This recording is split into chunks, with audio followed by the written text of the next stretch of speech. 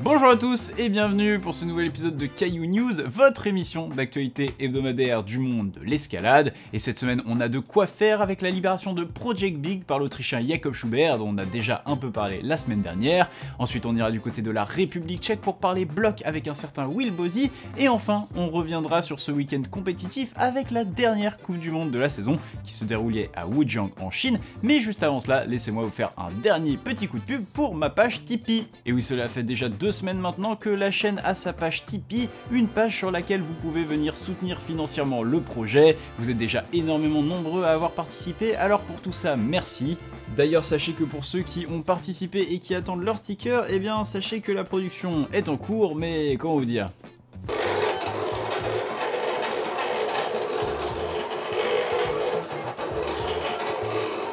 Voilà, faisant tout moi-même et à la mano, ça prend un petit peu de temps, donc merci de votre patience, je pense faire les premières expéditions d'ici 2 semaines, et en attendant, on est parti. News numéro 1, la semaine dernière, je vous avais annoncé un peu à l'arraché la libération de Project Big par Jakob Schubert. L'Autrichien est venu à bout de la voie lors de son 6e essai rediffusé en live. Pourtant, en début de journée, rien n'annonçait une telle réussite. Aux alentours de 9h, Jakob nous informait que la météo ne permettrait sûrement pas un essai dans la journée. Des dires appuyés par une story nous montrant la pluie régnant sur le site, me permettant ainsi de tourner mon Caillou News en toute sérénité. Pourtant vers 13h, nouvelle story et retournement de situation, Jakob l'annonce, la grotte est plus sèche que prévu et l'Autrichien tentera un run en direct d'ici peu. Et c'est ainsi que vers 15h15, Jakob se présentait une nouvelle fois face à Project Big. Aussitôt le grimpeur se lance, son run semble parfaitement maîtrisé jusqu'au crux. À ce moment-là, son repos sur le plat est bien plus tranquille que d'habitude et Jakob randonne le crux quasiment sans un cri d'effort. Le chat du live exulte mais la voie n'est pas finie. Derrière le tracé bien qu'annoncé plus facile, un 8A sur lequel Jakob disait ne plus pouvoir tomber fait ressortir toute la nervosité de l'Autrichien qui sent qu'il se rapproche de son but. Les derniers mètres s'éternisent, en tant que public nous découvrons peu à peu cette fin qui en termes de longueur ressemble plutôt à une voie complète. Soudain alors que Jakob atteint une bonne prise, celle-ci craque et l'Autrichien manque de tomber. Ouf, il se rattrape et comme si rien ne pouvait déjà plus lui arriver, cette frayeur sera la dernière sur sa route et c'est accompagné d'un cri de joie et d'un soulagement communicatif que Jakob clippera la dernière dégaine de la voie. Mais bien sûr, vous, ce que vous attendez, c'est la cotation, hein, 9B+, 9C. Et ben moi aussi. Car oui, depuis son enchaînement et après une semaine d'une intensité folle rythmée par des lives à répétition, eh bien c'est un silence radio de la part de Jakob Schubert, ou plutôt presque.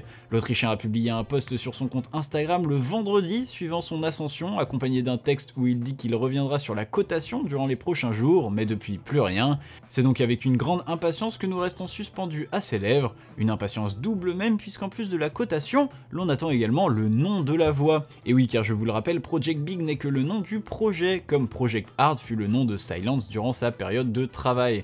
En plus ici, il s'agit d'un cas un peu particulier puisque c'est Adam Ondra lui-même qui avait donné le nom du projet, mais qu'il appartiendra à Jakob, le libérateur, de lui donner un nom définitif. Et moi je sais pas vous, mais je pense que si Jakob Schubert n'a toujours pas posté la moindre information sur la voie, c'est peut-être qu'il est en manque total d'inspiration. Alors vous savez quoi, je propose de l'aider et de mettre vos meilleurs noms que vous donneriez à Project Big en commentaire, j'ai hâte de vous lire, et un peu peur aussi.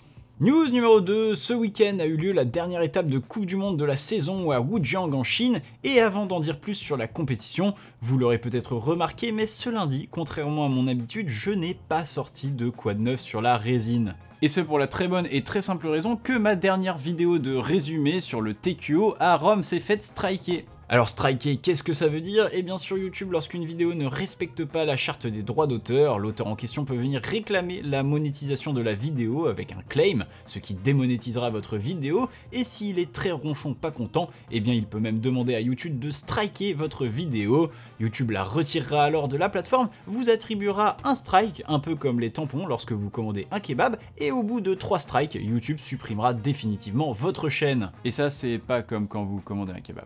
Bon alors pour être honnête avec vous, je m'y attendais et c'est plutôt logique, les droits télé sont privatisés en Europe depuis la mise en place du contrat de partenariat avec Eurosport début 2022, donc ça devait arriver à un moment ou à un autre. J'ai envoyé un mail à l'IFSC pour tenter de sauver un peu le format qui m'a répondu de manière très honnête et sans antipathie aucune aucune qu'ils étaient bien d'accord que ce genre de contenu ne pouvait qu'aider au développement du sport, mais qu'en vue de la croissance de l'escalade et de son arrivée aux Jeux Olympiques, leur agence qui s'occupe de leurs droits à l'image avait dû sévir face à ces fraudes, bref, normal. Moi il faut savoir que je vous le dis et je vous le redis, je suis absolument pas contre une diffusion payante de l'escalade, il faut savoir qu'il y a un travail monumental derrière la production et la réalisation des images, ce que j'ai vu de mes propres yeux. Par contre, ce qui est réellement dommageable, pour ne pas dire plus, c'est que depuis 2 ans, aucun contenu additionnel n'a été proposé par Eurosport. Pas de calendrier du circuit, pas une émission de débrief, de présentation des athlètes, quasiment aucun article sur les compétitions et la discipline en soi, bref, toutes ces petites choses qui font monter la température, qui nous permettent de vivre pleinement les frissons apportés par le sport en soi, et surtout qui font connaître la discipline et qui permettent son développement.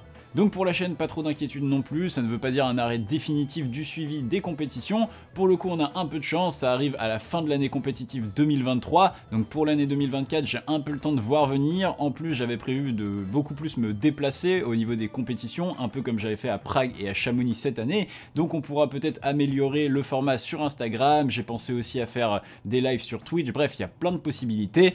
En tout cas, par contre, pour la fin d'année, ça va être un peu plus compliqué de vous faire vivre les TQO, évidemment. Alors je serai à celui de Laval, donc pareil, on fera sûrement un format sur Instagram, je vais encore réfléchir à quoi exactement. Et pour les autres TQO, l'idée ça va être de vous trouver des assets graphiques assez sympas pour pouvoir continuer à résumer les compétitions sans les images pour l'instant et que ça reste plaisant à regarder. Ceci étant, retour au sport maintenant, ce week-end se déroulait donc la première étape de Coupe du Monde à Wujiang en Chine avec des épreuves de vitesse et de difficulté. En vitesse, en l'absence des Indonésiens favoris, les Chinois en ont profité pour quasiment tout rafler. Chez les hommes, sans aucun chrono en dessous des 5 secondes à noter, c'est le Chinois Peng Wu qui l'emporte face à son compatriote Jingji Wang en finale avec un chrono de 5,05 alors que le Japonais Ryo Omasa complète le podium. Et pourtant chez les femmes, si les Indonésiennes étaient elles aussi absentes, eh bien on retrouvait les 3 Polonaises classiques, Alexandra Miroslav et les 2 sœurs Kalushka, pour se dresser face aux Chinoises. Pourtant Alexandra Miroslav était déjà peut-être un peu en vacances après sa qualification pour les Jeux Olympiques au TQO de Rome il y a quelques semaines, et chutera dès les quarts de finale, ne terminant que 5ème, sa pire performance en Coupe du Monde depuis 2016 et Xiamen en Chine, soit plus de 7 ans. Chose assez rare, la voie était donc libre pour les autres prétendantes afin d'aller s'adjuger le titre en Coupe du Monde, et c'est ce que fera la chinoise Li Juandeng en l'emportant face à la polonaise Natalia Kalushka en finale, alors que Dinu complétera le podium, l'emportant face à la deuxième des sœurs Kalushka, Alexandra, en petite finale. Enfin en difficulté, quoi de mieux pour terminer la saison qu'une petite classique masterclass de la Team Japan. En effet, les athlètes japonais auront décroché 5 des 6 médailles possibles dans la discipline, avec chez les hommes une victoire nette et sans bavure du prodige Sorato Enraku, qui devance ses compatriotes Shion Omata et Teisei Oma.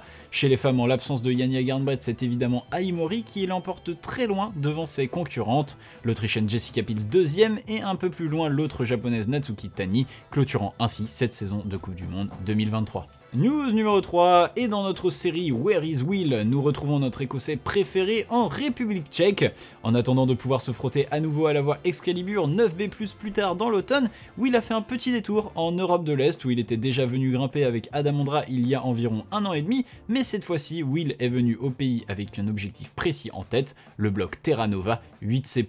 Un bloc qui au premier abord, disons-le, n'a rien de vraiment fantastique, une traversée basse à l'esthétique douteuse, 12 mouvements sur des prises très mauvaises et mal orientées pour finalement terminer dans un bac. Bref, clairement pas un chef-d'œuvre de l'escalade moderne. Le tracé a pourtant déjà été libéré par nul autre que le tchèque Adam Ondra en 2011, devenant à l'époque, malgré une période de cotation fluctuante, le probable 4ème 8C+ bloc au monde. Depuis, que ce soit par sa difficulté extrême ou l'attractivité moyenne de la ligne, le bloc demeure vierge de toute répétition, et ce 13 ans plus tard. Alors déjà on est sur un bon bloc extrême des familles, mais la raison pour laquelle j'en parle est tout autre. En effet, vous aurez peut-être déjà vu passer la première vidéo de Will à ce sujet sur votre fil YouTube, et si tel est le cas, vous aurez sûrement été happé par la miniature de cette dernière, et cette question inscrite en blanc sur dégradé de gris clair, Harder Than Burden. Autrement dit, plus dur que Burden of Dreams, un titre que l'on pourrait croire aguicheur au premier abord, noyé dans la saturation visuelle de toutes ces autres miniatures ayant pour seul but de capter votre attention, et pourtant, il pourrait bien s'agir d'un véritable fait. Pour Will Bozy, ce bloc pourrait valoir 9 à bloc. En effet, suite à la publication de cette vidéo, Will lui-même confirmera sentir le bloc un cran au-dessus de 8C+, en répondant aux questions de ses abonnés Instagram, tout en admettant évidemment que son analyse sera plus juste après plus de temps passé dessus. En tout cas derrière, Will aura réussi 7 mouvements sur les 12 après la première session, avant de tous les réussir lors de la deuxième, plus quelques jolis liens lors de la troisième. D'ailleurs, sachez qu'après plus d'une décennie sans aucun protagoniste sur le bloc, eh bien Will n'était pourtant pas le seul à l'essayer lors d'une de ses sessions, puisqu'un autre grimpeur, ou plutôt une grimpeuse, en a fait son projet à long terme, la Tchèque Jana Zvekova. À 22 ans et avec déjà 3 8B+, à son palmarès, Jana a sérieusement débuté le travail de Terra Nova il y a un peu plus longtemps, environ au début du printemps. La grimpeuse a ensuite rapidement progressé dessus, réussissant elle aussi tous les mouvements lors de sa deuxième séance, puis en enchaînant Nova 8B+, soit la deuxième partie du bloc. Derrière, même si les progrès se feront plus lents pour la grimpeuse, elle en aura créé une réplique surprise classique sur son port personnel, et pour vous dire à quel point ce projet est rentré jusque dans son esprit, elle est même allée jusqu'à se dessiner en train de grimper sur le tracé, et c'est clair qu'avec des jambes de cette taille, je pense que l'enchaînement serait beaucoup plus simple. En tout cas, une course à la répétition d'un bloc oublié entre l'un des meilleurs bloqueurs et l'une des meilleures bloqueuses du monde, moi je dis oui. Par contre, je suis tout à fait contre le fait que ce bloc soit rehaussé 9A, pour la simple et bonne raison que cela reviendrait à attribuer la première ascension d'un 9A bloc à Adamondra à l'âge de 18 ans, et ça, mesdames et messieurs, je ne peux pas l'accepter. Dans le reste des news, on avait parlé il y a quelques semaines de l'enchaînement du premier 8C+ bloc féminin par l'américaine Katy Lamb. Et bien celle-ci est revenue sur son ascension lors d'une vidéo dédiée sur la chaîne YouTube The Nugget Climbing Podcast, elle-même extrait d'un podcast plus complet que vous pouvez aussi réécouter sur Spotify. La vidéo est en anglais et est assez courte. Katy revient notamment sur son choix d'être passé directement d'un 8B+ à un 8C+ plutôt que 8C, un choix motivé simplement car il n'y avait aucun projet géographiquement bien placé pour la période de l'année, projet géographiquement bien placé mais aussi accessible, car on l'oublie bien souvent, mais en escalade bon nombre d'athlètes ayant des performances de niveau professionnel ne sont pas professionnels financièrement parlant, et pour Katy, il y a fort à parier qu'un voyage en Europe n'est pas le plus simple à organiser. Un rappel qui me permet d'ailleurs de vous renvoyer à un article paru très récemment sur le site Grimper qui s'intitule L'escalade et les faux amateurs, donc écrit par Lucien Martinez, je vous mettrai le lien en description, et qui décrit justement ce phénomène très présent dans l'escalade avec une grosse densité d'acteurs au plus haut niveau et pourtant très peu de vrais professionnels. Enfin bref, Katy, elle, annonce que cette ascension semble lui avoir ouvert des portes selon ses dires, et honnêtement, c'est tout ce qu'on lui souhaite. Et voilà, c'est tout pour les news, et maintenant on passe aux croix de la semaine. On commence la semaine sur le site de Plan Prose en Suisse avec Dylan Schwatt qui répète la Mola Mola 9A. C'est la première répétition depuis Samuel Ometz en 2020 de la voie, dont Dylan avait justement vu les premiers essais, ce qui lui paraissait alors hors de sa portée. Depuis, le Suisse s'est amélioré et après plusieurs tentatives infructueuses bloquant au niveau du crux en milieu de voie, il eut un déclic et il put enchaîner malgré une fin humide et un réta plus que mouillé au niveau du relais. Toujours en Suisse, mais sur le secteur de Magic Wood, Yannick Floé enchaîne la force tranquille, 8C bloc. L'Allemand continue de prouver son excellent niveau en enchaînant ce maintenant classique de Magic Wood. 4 séances seulement auront été nécessaires aux grimpeurs pour réussir avec beaucoup de mal à trouver les bonnes conditions en ce mois de septembre, chaud et humide sur le secteur. Après avoir buté sur le départ avant de comprendre comment poser précisément son talon, il n'est tombé après ce move qu'une seule fois avant d'enchaîner. Il précise d'ailleurs que son histoire avec le bloc n'est pas terminée et qu'il projette de revenir pour se frotter à la version directe. Retournons maintenant un instant à Flatanger où Domenskovic est décidément en forme et après avoir enchaîné Valhalla la semaine dernière, il flash Mouy Verdes 8C.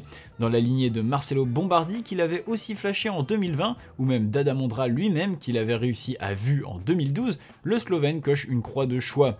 Une réussite sur les conseils de Henning Wang, même si les repos en coincement de genoux n'ont pas pu être pris comme prévu par le falaisiste, qui a donc dû improviser pour éviter de se retrouver trop fatigué dans cette longue voie. Cap sur l'Espagne à présent et plus précisément à Rodayar pour l'enchaînement de Patanix 9A+ par Martin Tekels, l'aboutissement d'un travail débuté en mai par le grimpeur allemand qui porte maintenant ses fruits avec le clippage du relais de cette voie d'endurance de plus de 50 mètres. Une épopée à rebondissement car une des prises du crux de la voie étant cassée, la cotation est quelque peu remise en question. Malgré cela, Martin ne s'est pas découragé et estime plutôt la cotation aux alentours de 9A+/B, affaire à suivre. Enfin, une fois n'est pas coutume, direction la Croatie et le secteur de Hvar pour la libération de Paklinski Waves, proposé 8C par Jennifer Wood.